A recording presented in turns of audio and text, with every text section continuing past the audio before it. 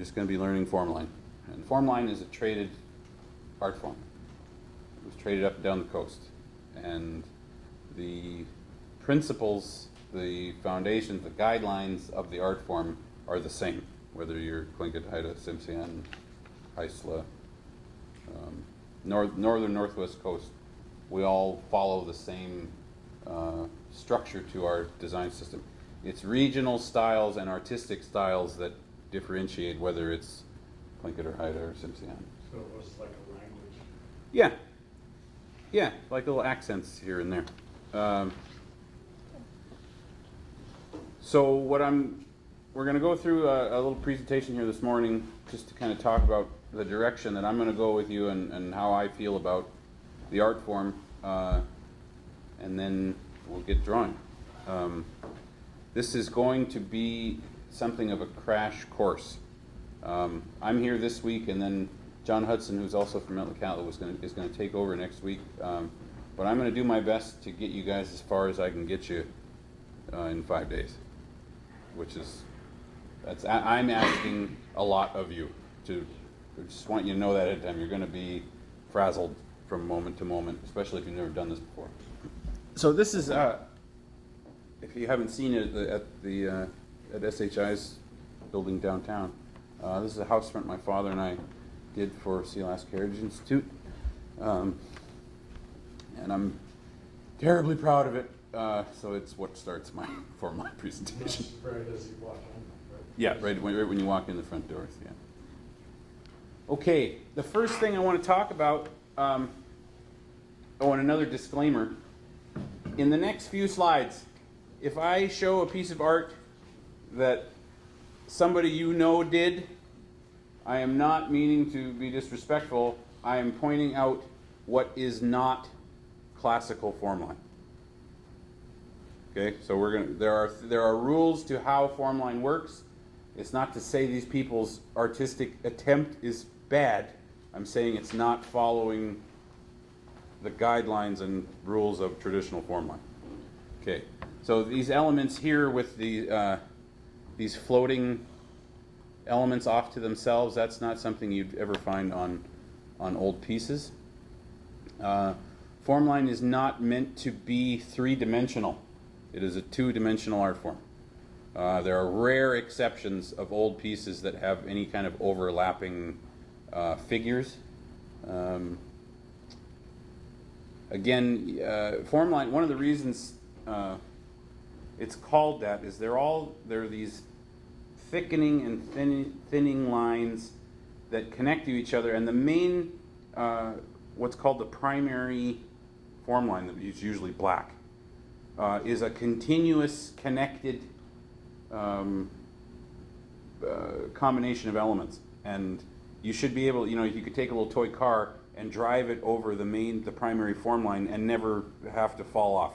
Where something like this, you're falling off every element. So it doesn't work that way. Again, there is a rhyme and reason to how and why shapes connect, and this is like Formline inspired. It's not Formline. Again, overlapping is tough, and you still don't want these kind of odd floating elements that aren't connected to anything. You guys are gonna learn how things connect and why they connect and all of that.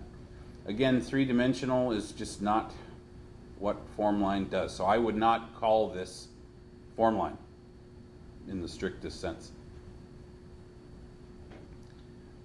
This is somebody sent this to me. They found it on the internet. It was advertised at a tattoo shop. This is taken directly from this, which is a print my father and I did together.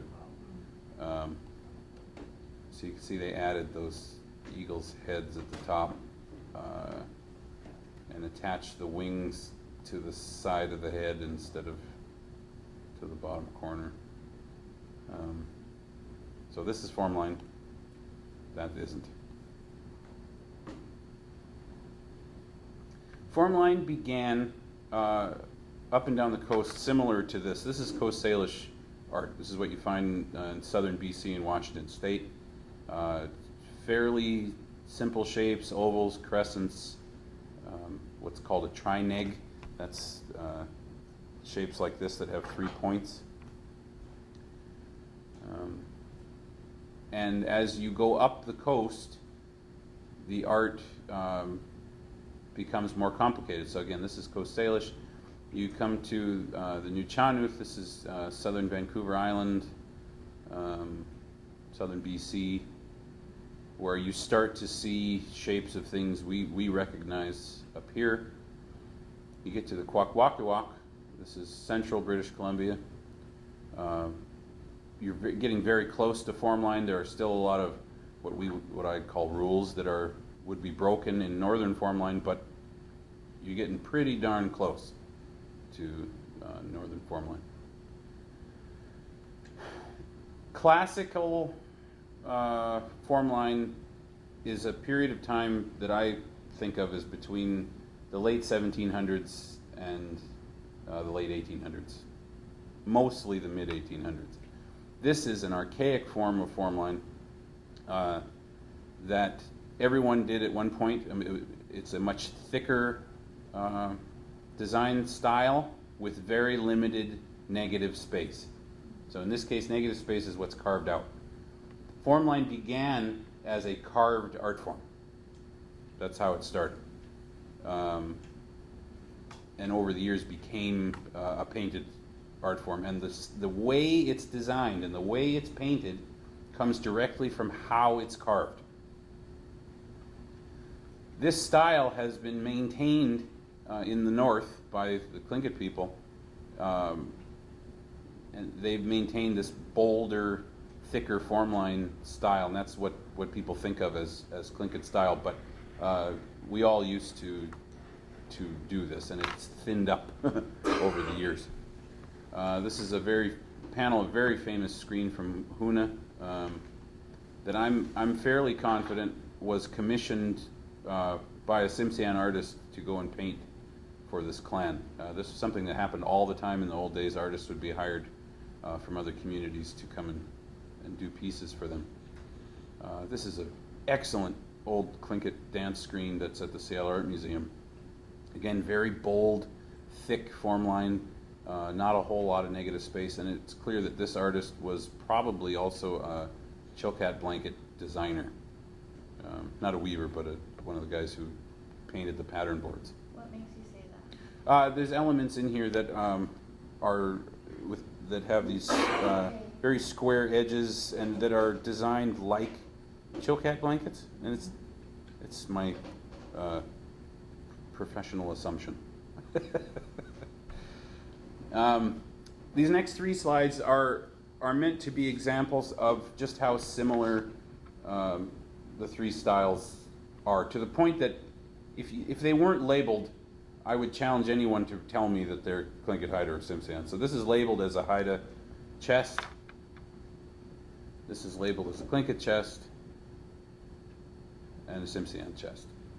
They're all basically the same structure as far as the character that's designed on them. Again, all of the same rules are used.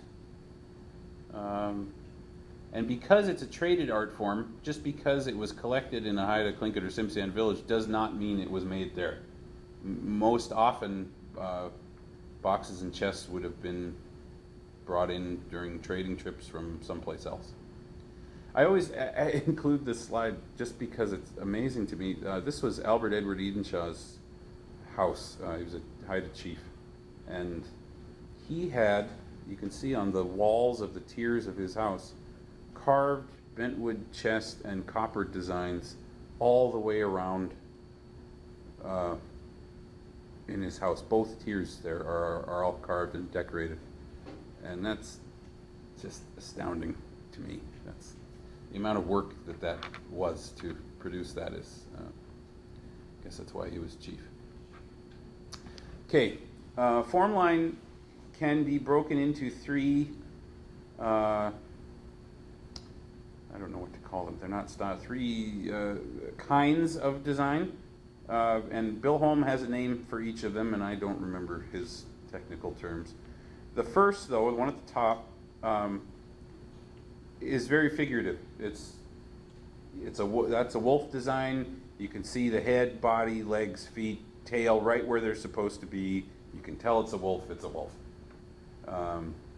So more or less anatomically correct. More or less. There are proportional differences. Heads in Formline are usually a quarter to a third of the overall design. The heads are always going to be larger in Formline than they are in nature. The second design is a beaver design, and again, you can pretty much tell what it is. There's the head and the big teeth on the right-hand side there, big front paws, back paws, and you can see the crosshatched tail on the left. But it's not anatomically correct. Things are attached, his shoulders coming off of his jaw. There really isn't a body. That's just, and you see a lot of that in Formline. Matter of fact, you see more of the second and third examples in the old stuff than you do of the first one. The bottom one, I think he calls it, the second one is distributive and the third one is expansive. I think that's what he called it. Anyway, doesn't matter. The bottom one is totally abstract. You would have to get what it is from the owner or the artist who made it. It's incredible. It's very well. That example is an amazing example, and that's the kind of Formline that I enjoy the most, where you're kind of able to play and put things together in weird combinations and see what you can make fit. But when you break it apart, and I'm hoping by the end of the week you guys will have an easier job seeing how that's put together. I feel like my job this week is to give you a foundation of how to look at Formline, so if you choose to make this a part of your life, you have a strong foundation to keep moving from. That's about all I can give you in a week. Okay, these are the sides of a classic Tlingit box. I mean classic in that it's just stunning. Very well done, very well put together. Everything that's in this we're going to go over this week, so you guys can learn and understand this, the process of creating designs like this. So a bentwood chest is made up of, if you look at this head is one giant angular ovoid. Okay, so this shape here, this roundish shape, this is called an ovoid for anybody that doesn't know. So you have the head of this being, whatever this is, this body here. You see its arms and hands or claws or whatever inside here. Sometimes they call these hip ovoids off to either side, and these ones up top. This is a common classical layout for a bentwood chest, and a bentwood box is just a variation of this layout, and we're going to try to get to a box design by the end of the week.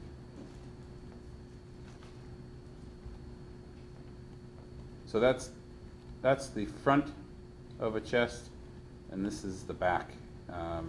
And as we get further in the week, I'll explain the differences to why one is the front and one is the back. One of the challenges of Formline is once you have the foundation and you're starting to play and draw for yourself, is how do you experiment, how do you create something that you feel is yours while simultaneously following the rules and guidelines. It's a challenge. It's my favorite part of it, really. How do you make something that has a system that you have to stay within? How do you make it yours? And that's the fun of it to me. This is a wolf design from an old house front, recreated at the Canadian Museum of History near Ottawa. So this is on a house front. So when house front designs, when you get large enough with Formline, the primary Formline, again the black design, gets quite large, and the secondary elements take a significant drop down in size. The secondary elements are always a bit smaller than the primary, but on large designs you tend to see a more extreme difference between the primary and secondary shapes. This is a house front originally from Port Simpson, BC. Tells the story of Knox, who was chief of the undersea world. That's him in the center. The killer whales are his messengers, his warriors. And these little figures that are coming out, it looks like they're coming out of the blowholes. The story goes actually that they are men who were mistreating some fish, a fish who was actually a spy for the chief of the undersea world, and he created a whirlpool and sucked them down into the undersea world. So that's what those little guys are doing. They're being sucked down under the ocean. Now this is a screen that's in the whale house in Klukwan, I believe. And I'm, again, confident that the same guy who painted that screen did that house front. And they know the Tsimshian man's name of who created this house front, so I'm pretty sure it's the same guy. And you can see it on the back wall here behind these folks there. So two different styles. There's this very Tsimshian style form line and this very big, bold Tlingit style form line for this center piece. It's really pretty cool. Okay. So again, I'm showing these. We're going to look at this again at the end of the week, and I'm always curious how students see this presentation after you've been drawing all week. This is a box that Bill Reed called the Final Exam. Bill Reed is a very famous Haida artist, one of the guys in the 50s and 60s who helped reignite Northwest Coast art. And he calls it the Final Exam, I think, because if someone were to be able to pull this off, then they know what they're doing. This is Charles Edenshaw's work. Charles Edenshaw was, in my mind, the first contemporary Northwest Coast artist. Now, that's an odd thing to say because contemporary just means whoever's working in the modern day and age of the time. But what I mean is, he survived the smallpox epidemics. He was creating work largely for a European clientele, and was beginning to adapt and create a new style, a more modern style of form line. And he could carve gold, silver, he could do ivory. He was a real Renaissance man. And so in my mind, even though he was at the end of the old school artists, he was also the first modern Northwest Coast artist. This is a chief seat that he did, frog design. One of his bracelets. Stunning.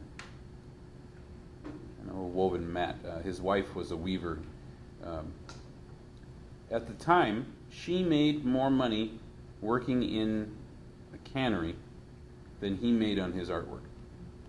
Nowadays, that bracelet, easily $80,000 to $100,000 at auction. I think he would be shocked, to say the least, at that.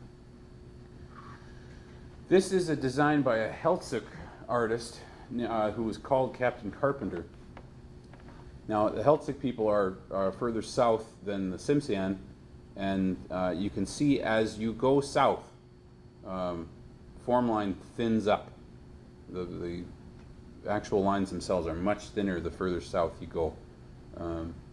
And he was a master of form line. He was a master of positive and negative space. We're going to talk a lot about positive and negative space in here. Designing form line requires you to pay attention to the spaces you are creating at the same time you're creating shapes. Each shape creates a new space, and you should be aware of that space while you're doing it.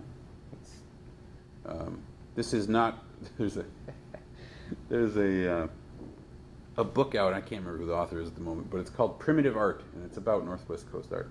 And it's the most irresponsible, ridiculous title ever. It's not primitive art. It's very complex. And I don't, I think I'm going to say that now, because you're going to find out as we're going that this isn't easy. And you're not going to learn Formline in a week. You're not going to learn Formline in a year, quite honestly. If you choose to make this a part of your life after this class, it's going to require, Robert Davidson says, 10,000 hours of your time and effort to really understand it. This is Nathan Jackson's work at the airport in Ketchikan. Forgive the staircase in front of it. I was traveling through, and that's what was going on when I snapped the picture. This is Preston Singletary's work. Again, Tlingit artist, quite bold, thick form line. This is Bill Reed, Haida, and Robert Davidson. Now those are both dogfish designs. You can see the different approach, but both using the same elements, ovoids, U-forms, and all the secondary stuff that we're going to get into and talk about. Another Robert Davidson. Robert's work, Robert's terribly famous, and so famous that his experiments in Formline often cause young people who are wanting to learn the art to copy his contemporary work. The problem with that is they don't understand how he got to this. And this is the kind of stuff he's doing now. He's doing it because he wants to, and he's Robert Davidson, and he can do whatever he wants. But he tells his apprentices, I got to work with him for 2 years to study the old stuff. And he did there was a retrospective of his prints, one from each year from 1969 to today. And we went to go see it at a gallery in Canada, and he took his apprentices through, and he showed us, these pieces that I remember growing up thinking, oh, Robert's really innovating here. He'd reference the old piece he looked at that inspired him to do something because at the time I didn't know any better, thought, oh, he's so good, look what he figured out. He was just copying an old thing and adapting it to what he wanted to do. So that was really neat to see. This is a bentwood chest by my father, David Albert Boxley. He is a traditionalist, which explains why I am the way I am. This is a design he did for Metlakatla for our centennial. It's our community flag and has become the flag of the Alaskan Tsimshian. This is a print by a student of mine, Alison Marks. This is called Malibu Raven. So that's Raven wearing a pair of sunglasses up on his head and high heel shoes. And we had a discussion when she first got started. She likes being quirky. And I said, as long as the form line is good, then I don't care what you do with it. I think that's a cop-out on contemporary things when people, they want to put form line in, but they don't take the time to actually make the form line good. There's no reason you can't put form line on some crazy painting and still make sure that your ovoids are okay. That's my opinion anyway. Preserved forever on SHI's video camera. Again, it's a carved. It is a carved art form. It was originally, even though we're not going to get into that during this course. If you plan on taking this all the way, eventually you're going to have to carve it, and you will understand it better once you carve it, because the placement of things are there because of how it's carved. Everybody tells me when I teach these classes I should show my things, and I hate this part, so I'm going to go through this fast. This is a print my dad and I did together I did the upper salmon, he did the lower salmon. It's a screen I did for the Eagle clan in Metlakatla. Painting I did, this is about the origin of why we use eagle down as a symbol of peace. The old story that goes with it. Bear drum. This is taken from an old Tsimshian bentwood bowl, and I adapted it from a rectangular shape into a circular shape for this drum. Wolf design. I guess they have me show them so that you know that I'm not talking out of my behind and I know what I'm doing. Some more paintings. This was one I did called The Messenger. I was 28 years old and feeling like I had something to say, and the whole idea of The Messenger was that most Northwest Coast artists are not paying close enough attention to Formline, and they should be. I don't know that I would do anything like this today, just because I don't need that kind of attention. This is the logo for our dance group, the Get Home Dancers, have it on our jackets. The ovoids of the palms of the hand are the ovoids of the tail of the salmon. There's lots of opportunities to do things like that in Formline. And then that was adapted for our dance screen. Again, you can do anything you want with Formline if you follow the rules. I did this design in 2005, and I'm not sure that I'm responsible for all the other pop Formline that's come since, but I don't remember any of it before I did this. Like I said, I'm not sure I want to take credit for that. But the difference here is I didn't take the shape of the Superman S and fill it with Formline, because the shape of the Superman S doesn't work with Formline. So I had to create the shape with Formline. And there's Batman. I'm pushing it a little bit here, but everything is more or less correct. This is a sketch. Well, the one on the left is the actual board. There's one board left from this old house front.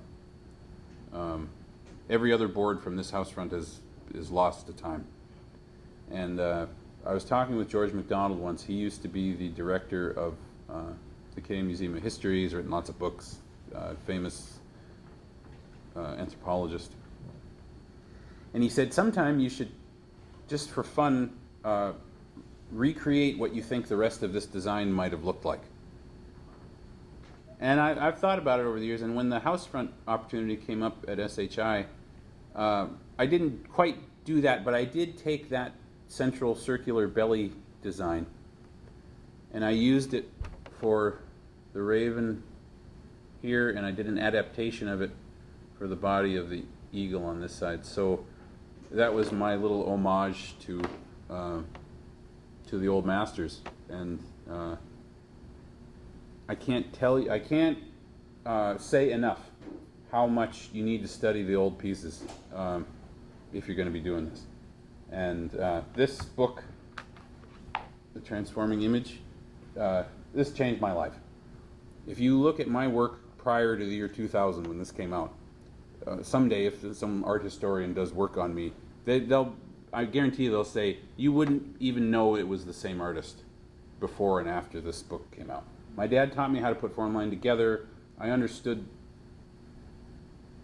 the foundational elements anyway. But studying the old pieces, replicating pieces out of here, really spending time with it, and it took me years. I probably spent a good 5 years studying this book. I still find new little things in it, on little images that I didn't notice before. What it is, someone was playing around with infrared film.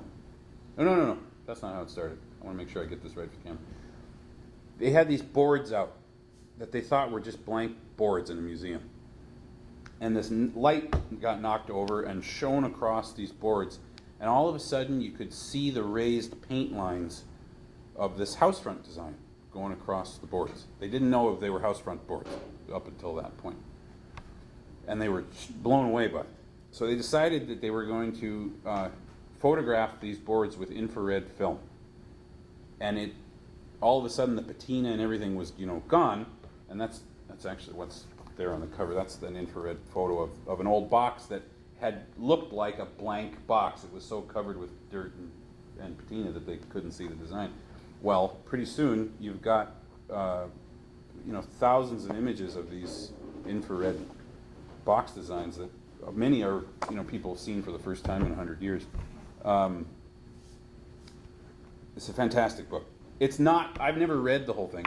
I don't even know what it's talking about half the time, but I love the pictures, and I spent a lot of time just copying pieces out of it. I even did some paintings that I've sold, but on the card in the gallery it says taken from whatever. If you're going to copy an old piece, own up to it. That's an ethical thing. Don't try to pass it off as your own. After contact, one of the first things to stop being produced was classical art. The reason for that is with the potlatch ban, old masters no longer needed to be producing these great works for feast, or weren't allowed to. Therefore, the styles, the techniques, the actual words for the elements fell out of use. There are no words left in my language for ovoid, U-form, all that. They're all gone. There were people who tried to continue on after the potlatch ban. And there were people who produced work like these screens that were doing their best to remember what they had seen on the old master's works. And while they're not achieving it because they clearly weren't trained in it, I want to be real clear about this. I'm saying this with great respect. These designs, even though they are not the quality of the old pieces, mean exactly the same thing to those people. They're their crests, they're their histories. So just because they're not the same quality as what was done, 50 years before, it doesn't devalue what they mean to their people. So I say that because I'm going to be pushing classical formline. I think we were, just like with our language and everything else, we were robbed of this thing that is so amazing, and it's our right to take it back. My personal feeling about formline is that of all of the art forms the Northwest Coast could be known by, I think it should be formline. It's an incredible analogy, actually, for our culture. You have the black and the red, so you got two sides that have to be balanced. There are rules and protocols to how it's put together. Just like at a feast hall, you can't just go in and do whatever you want at a potlatch. There's ways things have to be done. It's the same thing with formline. Formline is our culture in 2 dimensions. It's pretty neat. Okay, I have no idea what the numbers mean on this design. Someone was working out proportions or something of ovoids, but so that's an ovoid. And just about everything in the art, just about, comes from the curves you'll find in an ovoid. And a U-form, but starting with an ovoid. Some of these aren't shaped quite all that well. We're going to start with ovoids. We're going to build up to this is called a relief, this negative space within this ovoid. It's created by stacking 2 more ovoids inside of it. The reason for that is when you're doing a design, the top of the ovoid, especially the original eye ovoid, the largest one in the design, sets the size and weight for the rest of your form line for the whole design.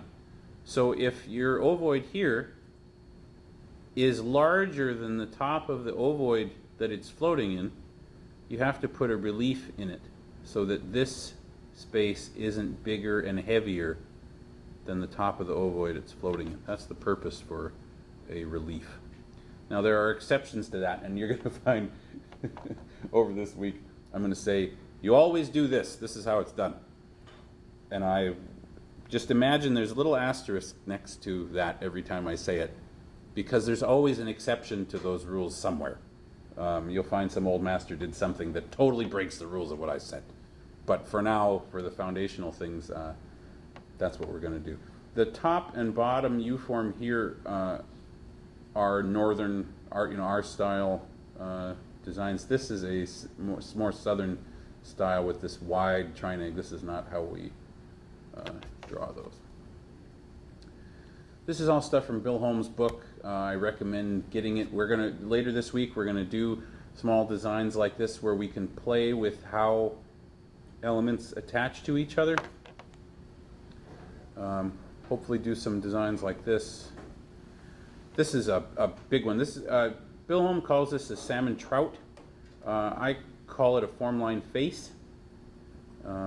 And I'll explain more of that too, but we're going to learn how this is constructed. Once you can construct a salmon trout or a Formline face, you can make everything in Formline. Everything you need to know about Formline is found within a Formline face. And they're everywhere in the old pieces. Ovoids come in all different shapes and sizes.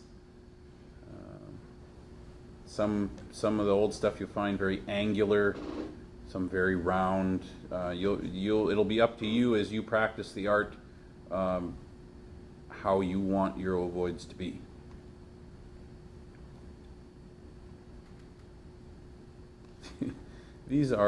So this space right here, and this one is empty, they call a cheek. Kind of like where a salmon's cheek would be, or your cheek. And this is from Bill Holmes' book. These are pages and pages of cheek designs. If nothing else, Bill's book is totally worth getting just for these, so you can practice and try different variations. Okay, we're getting to the end here. We're going to start drawing. We're going to come back to these. Oh, I got to show this. This is Captain Carpenter's work. This is a canoe that he designed, all on the inside. Seats are carved and painted. This is something that one of the designs that I learned about how important negative space can be. This strip of very detailed form line here is balanced by this big empty fine line edged negative space. He's using this negative space to balance all this positive space. That says to me, negative space has weight, even though there's nothing there. That's a part of Formline, that the negative space impacts how you view the positive space. This is another one of his. Again, he's using these large open negative space areas as part of the design. Really something. We're going to go over hands and feet. They basically have the same construction. It starts with an ovoid and then things are attached to it. In 5 days, I don't know if we'll get to Bentwood box designs, but we're going to certainly try. And then these last few, this is my process for when I do a painting. So I'll do a drawing on tracing paper, get everything where I want it to be, transfer it to whatever I'm painting on. In this case, it's 300-pound watercolor paper. I start with the primary form line. Again, primary is the the larger of the two in whatever design you're in. They don't have to be red and black anymore. Sometimes the primary is red. And then I'll paint the main secondary elements. You see that I've just outlined everything. This is, we know this is how the old guys did it because there were a couple of boxes found half painted. So they'd outline everything and then fill it in. I had a student here once at UAS who flew out from New York. He was a Russian man. And he thought we did this like calligraphy, where you take a brush and turn it on its side to do the thicker parts and then thin it up again to go around a corner. It was a fascinating, he didn't know, you know what I mean? That was an interesting interpretation. But no, we line everything and then fill it in. And then you do the fine lines. The reason you wait to do the fine lines is all of this work to outline your design is practice. You get to practice your fine lines, so by the time you get to them, you're in shape because they're not easy, to paint the fine lines. And then the little extra things like this dashing or cross hatching, depending on if you're doing that, is how you finish.